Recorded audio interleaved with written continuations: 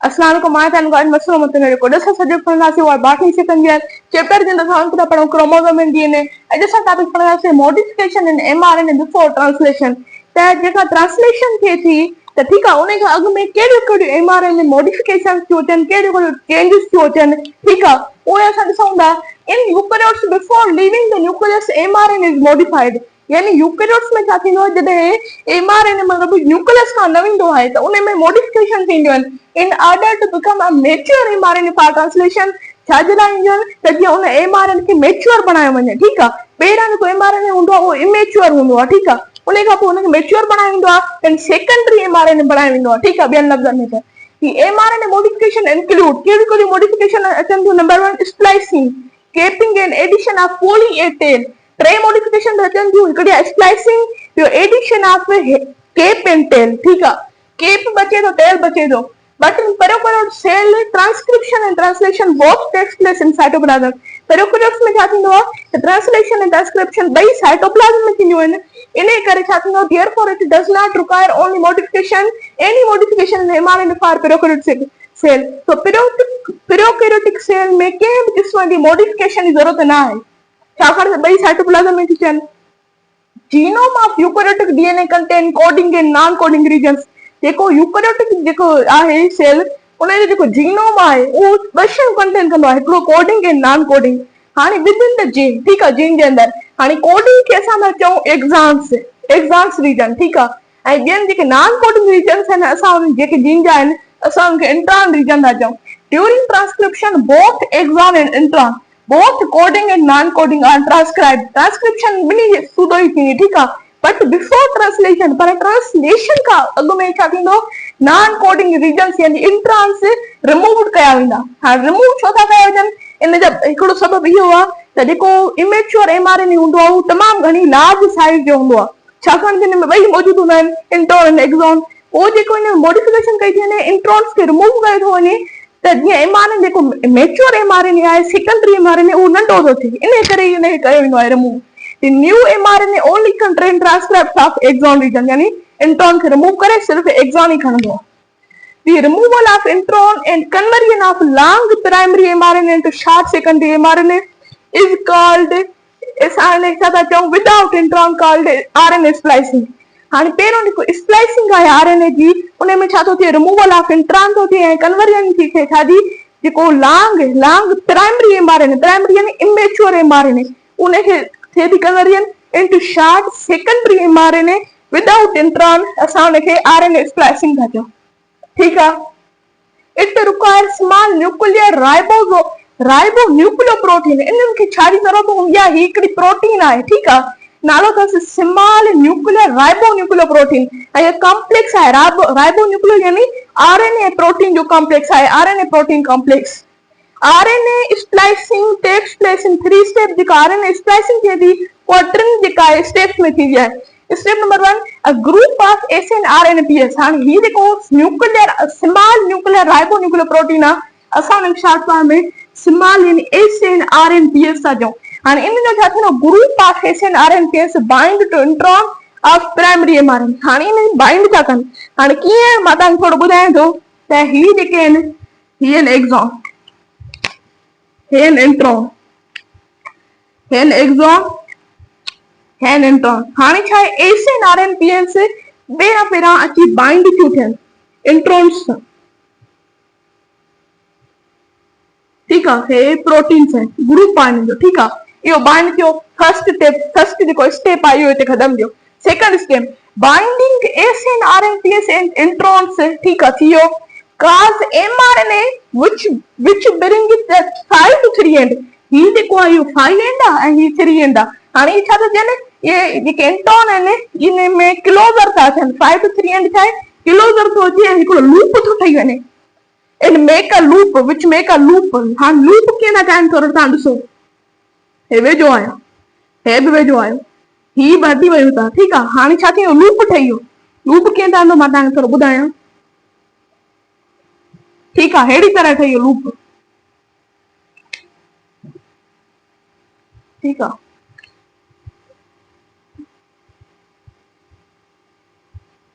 हेड़ी तरह ठही लूप ऐं हिन में हली वियूं ये प्रोटीन SNRNPS प्रोटीन।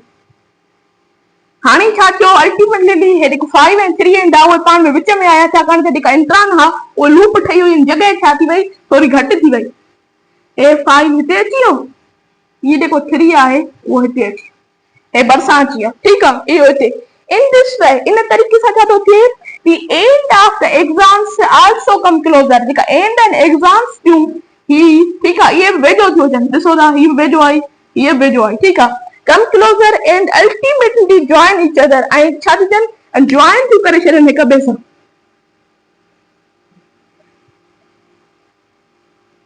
अहिड़ी तरह थी वियो, ठीकु आहे, छा थी वियो, एग्ज़ाम पाण में मिली वियो, इंट्रॉन जी रिमूवल थी वई, ठीकु आहे, इहे थिया ॿ स्टेप, रिमूवल ऑफ इंट्रॉन, हाणे छा थी वियो, हिननि जी रिमूवल थी वई, इंट्रॉन्स जी, सॉरी, इंट्रॉन्स जी रिमूवल थी वई, इहे विया हलिया, ठीकु आहे, removal of intron and joining of exam, exam छा करे जॉइन कयो, टू फॉर्म मैच्योर mRNA, छा ठाहिण जे लाइ, हिकु मैच्योर mRNA ठाहिण जे लाइ, सेकेंडरी शॉर्ट mRNA ठाहिण जे लाइ molecule which can be transcribed into a protein, जेको ट्रांसक्रिप्टेड करे वञे सघंदो प्रोटीन जे लाइ, ठीकु आहे। The intron also reused in other process, हाणे ये इंट्रॉन जो रिमूव थिया, इन जो छा थींदो, ये ॿियनि प्रोटीन जेके प्रोसेसिस आहिनि उन्हनि खे इनमें रीयूज़ कयो वेंदो, उन्हनि खे इनमें यूज़ कयो वेंदो, ये एंजाइम सबसेट प्रोडक्ट ठहंदो आहे, त एंजाइम जेके ॿियूं उहे बचंदियूं आहिनि, उहे ॿियनि सां रिएक्शन कंदियूं आहिनि, अहिड़ी तरह हिनखे रीयूज़ कयो वेंदो आहे। And B small nuclear RNAs, हाणे हीअ छा हिकिड़ी प्रोटीन थी वई, स्मॉल न्यूक्लियर RNAs हीअ छा थी करे, डी अटैच थी वञे इंट्रॉन्स मां, यानी इंट्रॉन मौजूदु हूंदी आहे, हीअ रिमूव थी वई एंड रीयूज़, ऐं उहा बि रीयूज़ थी वञे, इहा थी वई हिकिड़ी एडॉप्शन जंहिंखे असां स्प्लाइसिंग था चऊं। हाणे ॿ जेके आहिनि addition of cap and tails, असां उहे था पढ़ूं। हे जेके टेल आहिनि ऐं केप, उन्हनि जी एडिशन छो थी थिए, इन्हनि जी एडिशन इन करे थी थिए त इन्हनि खे प्रिवेंट कयो थो वञे, छाकाणि प्रिवेंट mRNA कयो थो वञे फ्रॉम डिग्रेडेशन खां कयो थो वञे, ऐं उनखे स्टेबल रखियो थो वञे। ही ॿ एंजाइम आहिनि, न्यूक्लियस ऐं फास्फेटेज, न्यूक्लियस छा कंदी आहे, न्यूक्लियस खे ब्रेक कंदी आहे, हिनखां फास्फेटेज आहे, फास्फोडाइस्टर बांड खे ब्रेक करे छॾींदी आहे, इन करे जीअं mRNA ॿिनि टुकड़नि में न टुटी वञे, इन करे केप ऐं टेल लॻाए वेंदा आहिनि। हाणे केप छा आहे, cap is a form of 7-methyl GTP linked with the first nucleotide, ठीकु आहे, फर्स्ट न्यूक्लियोटाइड सां लिंक कयो वेंदो आहे। On the opposite end of mRNA, a small chain of 89 nucleotide called poly A tail is attached at 3 end। हाणे इहो त इहो सम्झ में न ईंदो 7-methyl GTP छा आहे, गोइनोसाइन ट्राइफॉस्फेट यानी GTP, ऐं 7-methyl यानी पोजीशन जेका मिथाइल जी 7 ते आहे, ऐं उहे छा था कया था वञनि, फर्स्ट न्यूक्लियोटाइड खां लिंक कया था वञनि, ऐं उन खां अलावा on the opposite end of mRNA, small chain of 89 nucleotide called poly A tail is attached। हाणे अहिड़ी तरह थिए थो, ही 5 to 3 आहे, ठीकु आहे, ऐं ही जेका 7-methyl थींदी न्यूक्लियोटाइड, उहा 5 to 5 डायरेक्शन में थींदी आहे, ठीकु आहे, इहा ॻाल्हि तव्हांखे यादि रखणी आहे। हाणे 5 to 3 आहे, हाणे हिते छा थींदी, 7-methyl GTP अटैच थींदी, 7-methyl GTP गोइनोसाइन ट्राइफॉस्फेट, ऐं हिते छा हूंदा, कोडान्स मौजूदु हूंदा आहिनि, तव्हांखे ख़बर आहे। हाणे हितां छा थो थिए, इहा थी वई केप, ठीकु आहे। हाणे छा थी थिए, टेल कीअं थी थिए, अपोजिट एंड आहे, हाणे 3 एंड ते कीअं थी थिए, हाणे हितां अहिड़ी तरह, ठीकु आहे। हाणे हिते जेके बि आन हूंदा आहिनि, ठीकु आहे, adenosine, adenine, adenine, adenine, adenine, adenine, adenine, adenine, adenine, सही आहे, 89 जा हूंदा आहिनि। हाणे इहा थी वई टेल, इहा थी वई केप टेल, ऐं ॿियो बि असां फंक्शन जेको ॾिठोसीं, मॉडिफिकेशन ॾिठीसीं, स्प्लाइसिंग, ट्रांसलेशन। पॉइंट इहो चए थो, it is second phase of jean expression, इहो हिकु सेकंड फेज आहे जीन एक्सप्रेशन जो या प्रोटीन सिंथेसिस जो, आर प्रोटीन सिंथेसिस, ठीकु आहे, इन में सेकंड फेज आहे। During this phase ribosome attach with secondary mRNA, इन फेज में राइबोसोम जेके आहिनि सेकेंडरी RNA सां अटैच आहिनि, and decode it's information with the help of tRNA, ऐं इन जी इंफॉर्मेशन खे डीकोड कंदा आहिनि ऐं कंहिंजी मदद सां, tRNA मदद सां, ठीकु आहे। मां तव्हांखे उहो ग्राफ सेखारियो, ठीकु आहे। उन खां पोइ दी tRNA कंटेन एंटीकोडान विच translate codon of mRNA, tRNA वटि एंटीकोडान हूंदा आहिनि, उहे ट्रांसलेट कंदा आहिनि mRNA जा कोडान्स, जेके mRNA कोडान्स मौजूदु हूंदा आहिनि, ऐं उहे तव्हांखे ॿुधाए ख़बर आहे त उहे कहिड़ा कोडान्स मौजूद हूंदा आहिनि and carries related amino acid to ribosome ऐं केरी कंदा आहिनि रिलेटेड अमाइनो एसिड उन जहिड़ो ई अमाइनो एसिड जेको उनखे ज़रूरत हुजे ऐं राइबोसोम में इन स्क्वेंशियल मैनर में ठीकु आहे wear RNA binds in form peptide linkage जिते राइबोसोमल आरएनए बाइंड थो थिए ऐं पेप्टाइड लिंकेज थो ठाहे टू फॉर्म पॉलीपेप्टाइड चेन ऐं उहो छा थो ठाहे पॉलीपेप्टाइड चेन थो ठाहे ठीकु आहे translation is divided into 4 phases translation खे 4 फेज में डिवाइड कयो वियो आहे ठीकु आहे activation of amino acid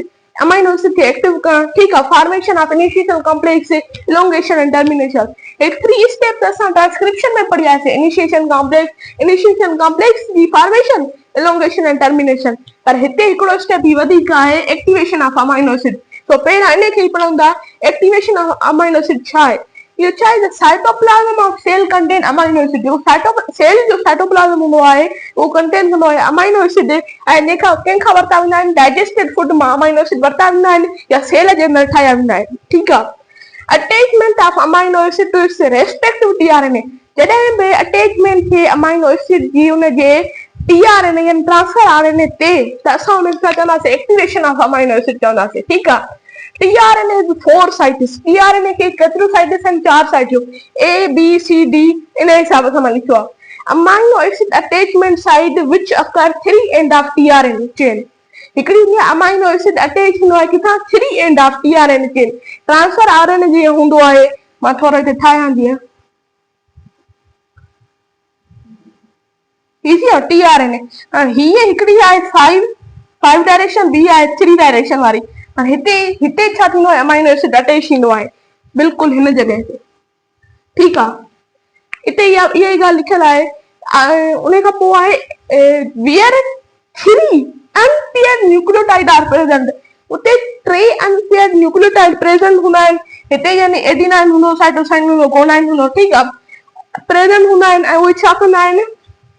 hair amino acid is attached ऐं उते अमाइनो एसिड छा थींदी आहे अटैच थींदी आहे number B anticodon site हाणे हिन खे असां चयोसीं 3 एंड ऑफ हिते अमाइनो एसिड अटैच थींदा हिते 3 अनपेयर्ड न्यूक्लियोटाइड प्रेजेंट हूंदा आहिनि हाणे एंटी कोडान साइट हीअ अथव हीअ एंटी कोडान साइट आहे हीअ अपोजिट आहे बिल्कुलु 3 एंड हिते ॿी ॻाल्हि लिखियल आहे त अपोजिट टू 3 एंड हाणे अपोजिट आहे बिल्कुलु 3 एंड जे ऐं 5 nucleotide containing site is called anti codon site ऐं हिन में 5 न्यूक्लियोटाइड हूंदा आहिनि ठीकु आहे हाणे लिखियल आहे out of 5 nucleotide the middle 3 end of nucleotide work as anticodon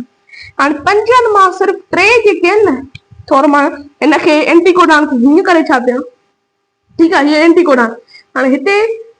5 मां सिर्फ 3 जेके आहिनि न्यूक्लियोटाइड उहे छा वांगुरु वर्क कंदा आहिनि उहे एंटीकोडान वांगुरु वर्क कंदा आहिनि ठीकु आहे हिते ॿी ॻाल्हि लिखियल आहे 3 end of nucleotide work as anticodon activation site या डेल्टा लूप कहिड़ो आहे मिसाल हीअ आहे डेल्टा लूप हीअ अथव थीटा लूप पोजीशन मुख़्तलिफ़ थी सघे थी मथां डेल्टा लूप हेॾां हुजे या हेॾां हुजे हीअ आहे डेल्टा लूप यानी डी हाणे इहो छा आहे असां हिन खे लिखूं था एक्टिवेशन साइट या delta loop contain modified nucleotide इहे छा था कंटेन कनि मॉडिफाइड न्यूक्लियोटाइड कंटेन था कनि ऐं डायहाइड्रोयूरासिल और dihydrouridine it serve as a recognition site for the enzyme ये सर्व कंदा आहिनि रिकॉग्निशन साइट वांगुरु कहिड़ी एंजाइम जे लाइ अमाइनो एसिड टीआरएनए सिंथेसिस जे लाइ रिकॉग्निशन साइट सर्व कंदा आहिनि उन खां पोइ a particular amino acid attach with specific tRNA हिकु पर्टिकुलर अमाइनो एसिड हूंदी न उहा अटैच थींदी पंहिंजे टीआरएनए वटि स्पेसिफिक टीआरएनए वटि थ्रू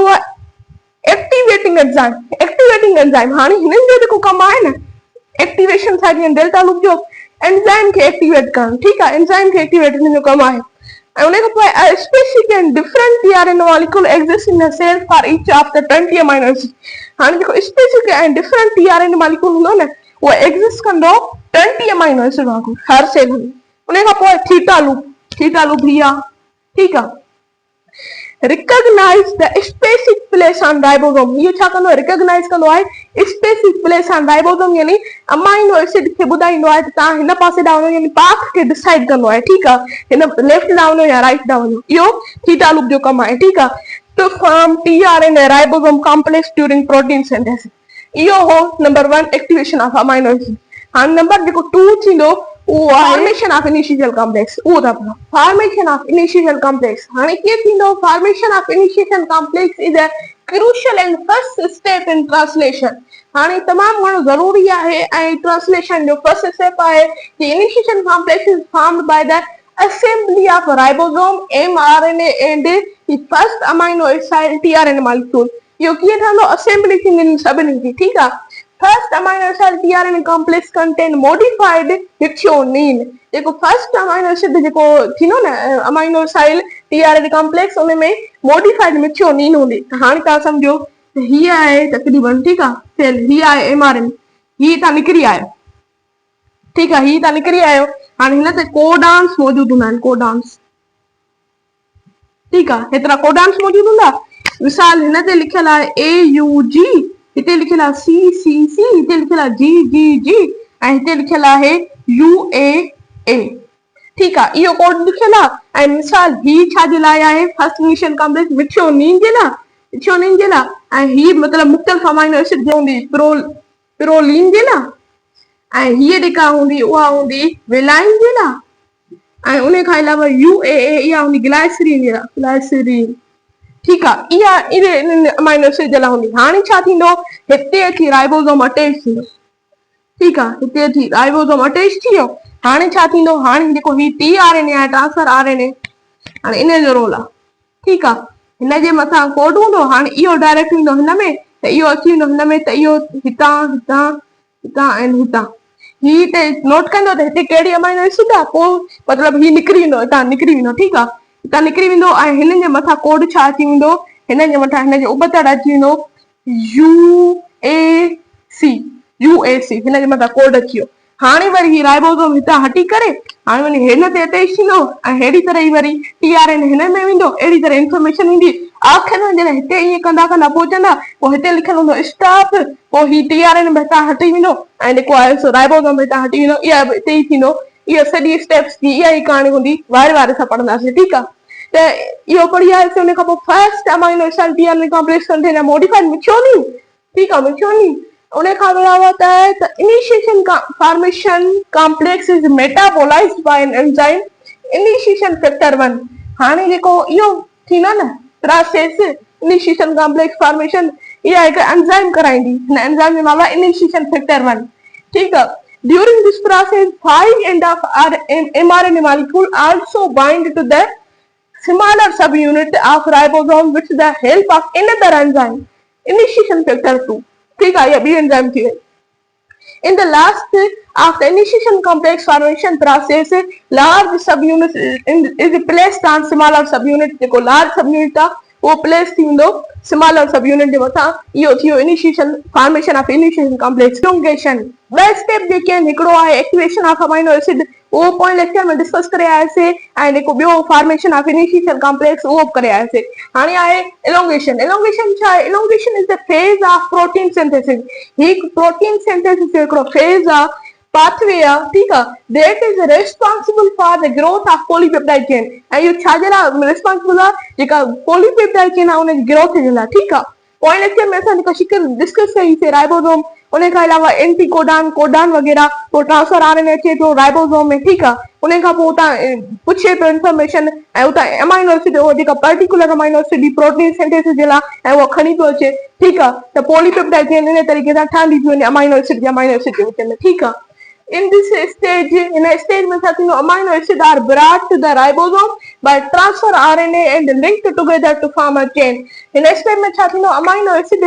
राइबोसोम आणींदो ठीकु आहे amino acid brought to ribosome यानी राइबोसोम वटि अमाइनो एसिड ईंदा केरु खणींदो tRNA यानी ट्रांसफर RNA खणींदो जीअं मां तव्हांखे ॿुधायो and linked together to form a chain ऐं लिंक थी वेंदा हिक ॿिए सां ऐं छा ठाहींदा हिकु चेन ठाहींदा जंहिंखे असां पॉलीपेप्टाइड चेन था चऊं ठीकु आहे राइबोसोम इन 3 साइट्स राइबोसोम में 3 साइटूं हूंदियूं आहिनि जीअं असां पढ़ी आयासीं पोइ लेक्चर में हुननि 5 साइट्स हुयूं ठीकु आहे त हिन वटि छा आहिनि 3 साइट्स आहिनि हिकु आहे A साइट ॿी आहे P साइट ऐं टी आहे E साइट A जो मतिलबु आहे अमाइनो एसिड साइट P जो मतिलबु आहे पेप्टाइडल साइट ऐं E मतिलबु एक्सिड साइट ठीकु आहे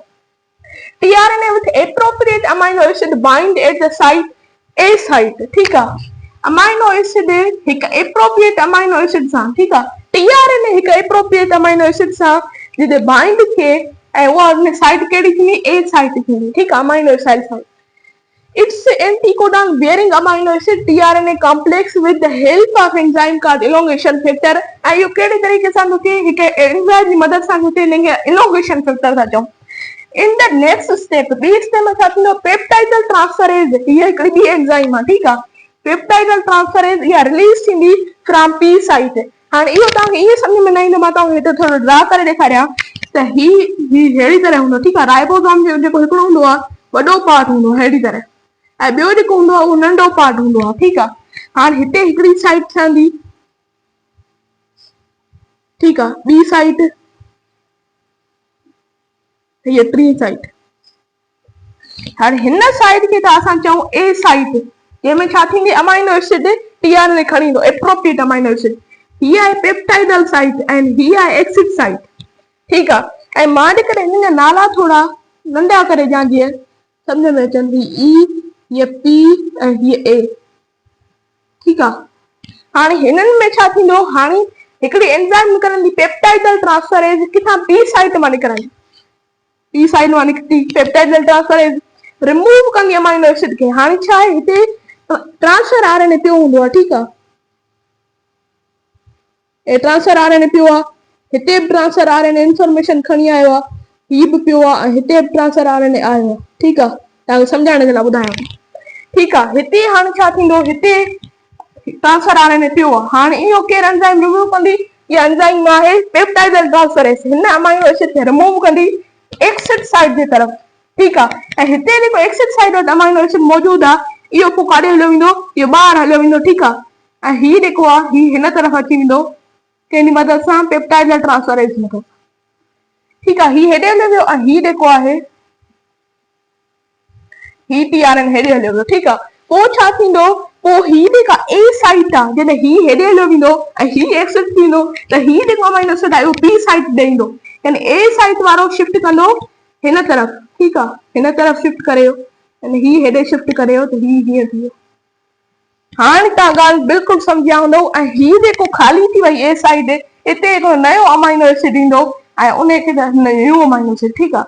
जेको टीआरएनए खणी ईंदो। हाणे तव्हां ॻाल्हि सम्झो, हाणे जेके थ्योरी लिखियल आहे थेरेटिकल पॉइंट्स उहे तव्हां सम्झी वेंदव, ठीकु आहे। The amino acid from tRNA present on T side and bind to new amino acid present on A side by making peptide bond।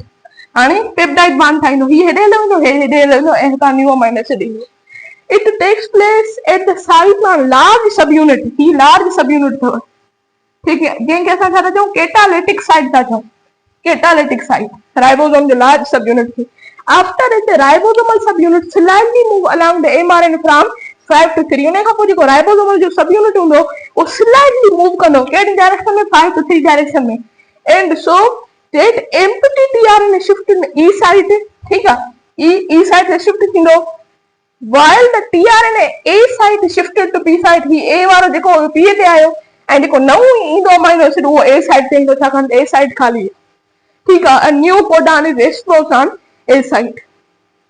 The movement of ribosome is called translocation। हाणे असां translocation को था चऊं, असां translation को था पढ़ो, यानी छा थी थिए, अमाइनो एसिड जी मूवमेंट थी थिए from one side to another side, त असां हिकु ट्रांसलोकेशन था चऊं। Another tRNA amino acid reached A site to bind with an anticodon। हिकिड़ो ॿी साइट ईंदी जेको अमाइनो एसिड ए साइट ते बाइंड कंदी ऐं उहो छा ठाहींदी, विथ इट्स एंटीकोडॉन, उनजे एंटीकोडॉन सां। ऐं उन खां अलावा ही साइकिल तेसिताईं कंटिन्यू लॻंदी, कंटिन्यू रहंदी ऐं अगेन अगेन रिपीटेड थींदी रहंदी, जेसिताईं जेका पेप्टाइड जेका आहे पॉलीपेप्टाइड चेन उहा टर्मिनेटर रीजन यानी स्टॉप कोडॉन ताईं नथी पहुचे, इहो इलॉन्गेशन फेज़। हाणे था पढ़ूं टर्मिनेशन फेज़। फोर्थ स्टेप आहे टर्मिनेशन। टर्मिनेशन जे दौरान छा थो थिए, मां तव्हांखे ॿुधायो, पॉलीपेप्टाइड चेन आहे उहा स्टॉप कोडॉन ताईं पहुचे थी, पोइ उतां खां टर्मिनेशन शुरू थी थिए।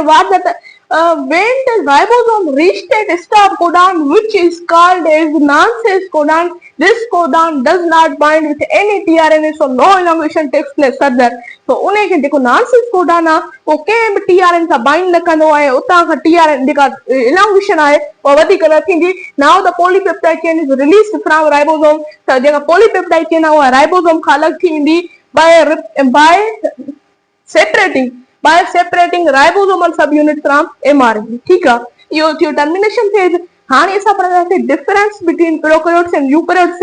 ऐं उन में प्रोटीन सिंथेसिस जो डिफरेंस कहिड़ा कहिड़ा आहिनि प्रोकैरियोट्स में ऐं यूकैरियोट्स में उहो डिस्कस था कयूं। हाणे आहे difference between protein synthesis in prokaryotic and eukaryotics. ठीकु आहे, हाणे इहे कुझु थ्योरेटिकल पॉइंट्स आहिनि, मां तव्हांखे सम्झाईंदी वञा नोट्स आहिनि हिते मां अरेंज करे छॾीनि त जीअं तव्हां आराम सां ॾिसी सघो। हाणे लिखियलु आहे त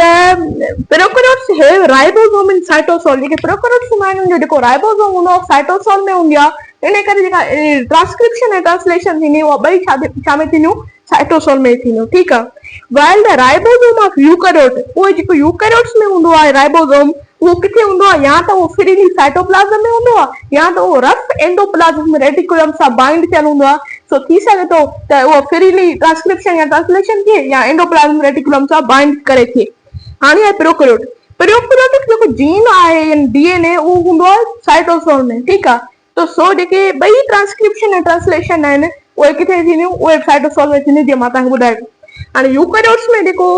जीन आहे यानी डीएनए उहो किथे हूंदो आहे न्यूक्लियस में हूंदो आहे। सो जेका ट्रांसक्रिप्शन थींदी उहा न्यूक्लियस में थींदी, पर जेका ट्रांसलेशन आहे उहा साइटोप्लाज़म में थींदी आहे। ठीकु आहे, त prokaryotic jean does not contain intron. जेको प्रोकैरियोटिक जो जीन हूंदो आहे उहो इंट्रॉन न कंदो आहे कंटेन, पर जेको यूकैरियोटिक हूंदो आहे जीन उन वटि इंट्रॉन हूंदा आहिनि ऐं एक्सॉन हूंदा आहिनि। जेको प्रोकैरियोट्स में असां पढ़ी आया हुआसीं जेको प्रोमोटर साइट हुई उन्हनि वटि ॿ रीजन हा, या त उहे टाटा रीजन ते अटैच पिया थियनि -10 ठीकु आहे रीजन ते, या त उहे TTGA रीजन ते अटैच पिया थियनि जेको आहे -35 हो। ठीकु आहे, पर यूकैरियोट्स वटि ॿ हुआ, हिकिड़ो आहे टाट बॉक्स TAAT यानी उहो -25 जेको हो प्रोमोटर साइट उते अटैच पियो थिए, या त ॿियो जेको हो उहो केट बॉक्स उहो रेयर केसिस में हूंदो आहे ऐं उहो -70 जेको हो उन ते अटैच पियो थिए। ठीकु आहे, इन ॿिनि में इहो फ़र्क़ु आहे। पर प्रोकैरियोट में जेको राइबोसोम हूंदो आहे उहो 70S फॉर ट्रांसलेशन, जेको प्रोकैरियोट जो राइबोसोम हूंदो आहे 70S ट्रांसलेशन जो हूंदो आहे, त initial amino acid is modified in an formyl methionine हूंदो आहे। पर जेको यूकैरियोट्स में हूंदो आहिनि उन्हनि में राइबोसोम 80S हूंदो आहे ट्रांसलेशन जे लाइ, पर जेको इनिशियल अमाइनो एसिड आहे उहो मॉडिफाइड न हूंदो आहे, सिर्फ़ु मिथ्योनिन हूंदो आहे। हुन में मॉडिफाइड मिथ्योनिन, हिन में बग़ैर मॉडिफाइड मिथ्योनिन। जेको प्रोकैरियोट्स हूंदा आहिनि उन वटि को बि केप या टेल न हूंदो आहे। ठीकु आहे, पर यूकैरियोट्स वटि केप थींदो आहे ऐं टेल बि थींदो आहे, ऐं केप खे असां चऊं 7 मिथाइल ऐं पोली ए टेल था चऊं, पोली ए टेल। ठीकु आहे, उहो बि लिखियल आहिनि। इहे कुझु माइनर सां मेजर सां फ़र्क़ु आहे जेके असां डिस्कस कयासीं प्रोकैरियोट ऐं यूकैरियोटिक में प्रोटीन सिंथेसिस जे दौरान। जेकॾहिं मुंहिंजो तव्हांखे लेक्चर पसंदि आहे मुंहिंजे लेक्चर खे ज़रूरु लाइक कयो, मुंहिंजे चैनल खे ज़रूरु सब्सक्राइब कयो। अल्लाह हाफ़िज़।